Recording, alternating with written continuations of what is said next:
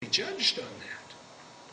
St. Peter will be standing there at the door, and he'll be looking at us to see, does this person really look like Jesus or not? And he'll be checking the photo album of our life to see how much we looked like Jesus in the way we acted. Now, to be Christ-like day by day is not easy, especially if you've got younger brothers and sisters. Or you've got parents that sometimes seem to sort of nag at you. Or you've got teachers that are sort of boring. Or a father or the bishop seems to go on forever and ever in the homily, and you've got better things to do. Or you've got a good piece of gossip you can't wait to share.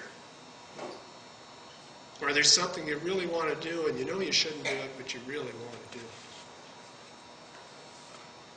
Those are times when it's hard to be a follower of Christ. And yet those are the important times for us to be followers of Christ, when it's not easy.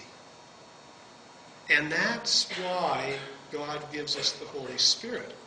Because at those times we especially need the help of the Holy Spirit. The Holy Spirit comes not empty-handed, but with his gifts, which you've got lined up here, I see, tonight. And if I was confirming you, which I won't be this year, I'd be asking you about those gifts at your confirmation. We need to memorize those gifts.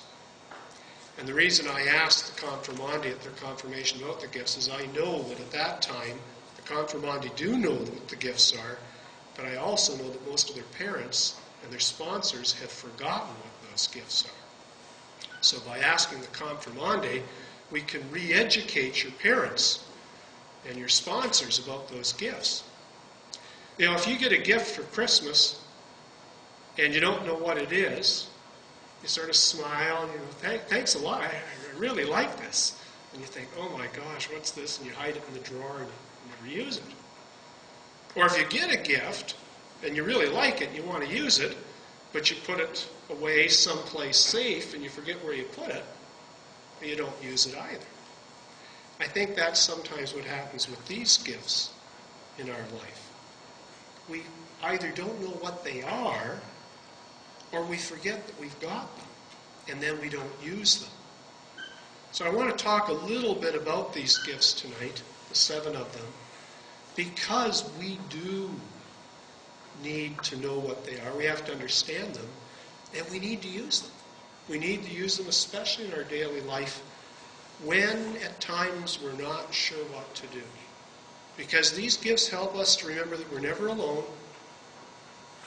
and that we don't have to worry. That as long as we're open to God and his Spirit, he will give us the assistance we need to know what to do and to do it well.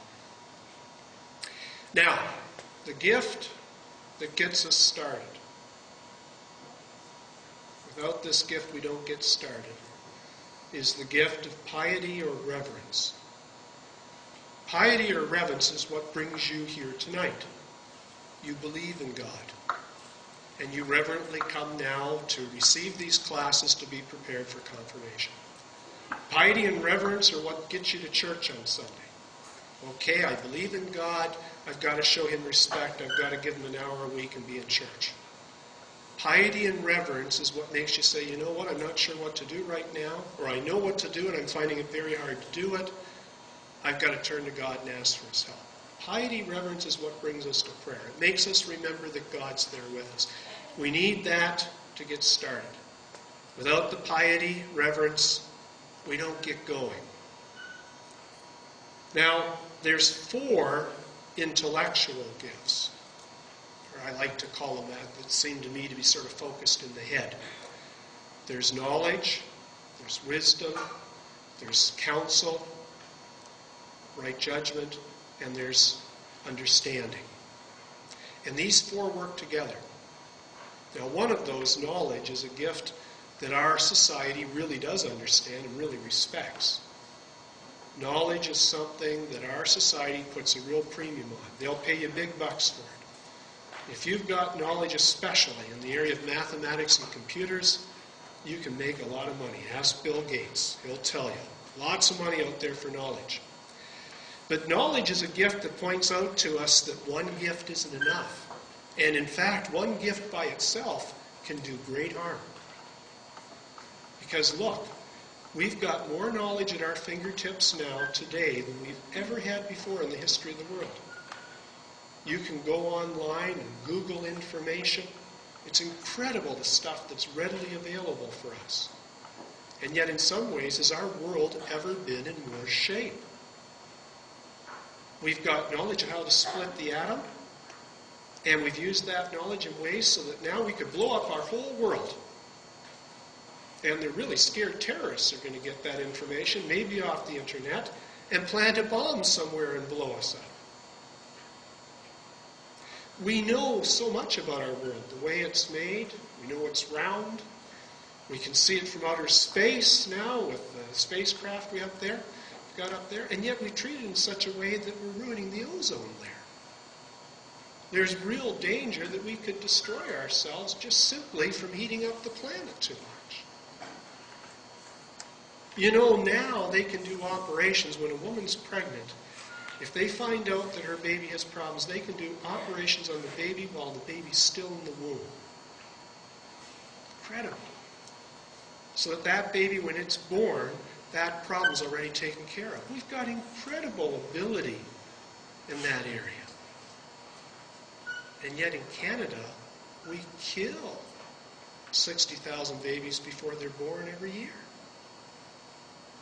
Why would we do that? We misuse our knowledge at times. Knowledge isn't enough. We need knowledge, but we need wisdom to use it well. And we need understanding of that knowledge and how it applies to us. And we need right judgment. You know, sometimes we may learn things. You may be scientists someday and discover things that in wisdom and understanding and right judgment you say, you know what? I could make big money on this. This is a fabulous discovery, but our world can't handle it. I'm going to have to keep it secret. I won't be able to share this. There's scientists, I think, I hope, I pray, that are doing that now. Sometimes the right thing to do is not use the knowledge that we have or the ability that we have if it's going to be used wrong. You know, some of you guys or girls, you know, maybe you're taking martial arts. You know, some of you are maybe good with that type of stuff. Guys with hockey, you know, sometimes you can pull off a trick, the ref won't catch you, but still not right. Shouldn't do it. There's things that maybe we shouldn't use, but we need God's guidance to know what they are. We need to have understanding of ourselves, and we have to use right judgment in our decisions.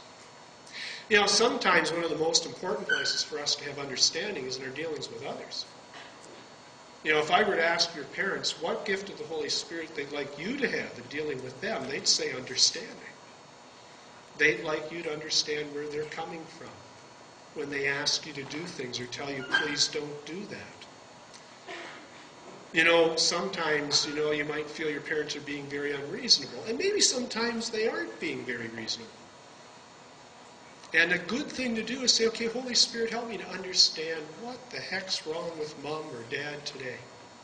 And if we do that, sometimes the answer will come back to us, you know, your mom's under a lot of pressure. Your dad's under a lot of stress, being laid off. He's not feeling very good about himself right now. And the fact that he yelled at you, that had nothing to do with you. It had to do with what he's dealing with. And when we open ourselves to the Spirit and get that type of understanding, it helps us to be compassionate. It helps us to be patient. It helps us to be Christ-like.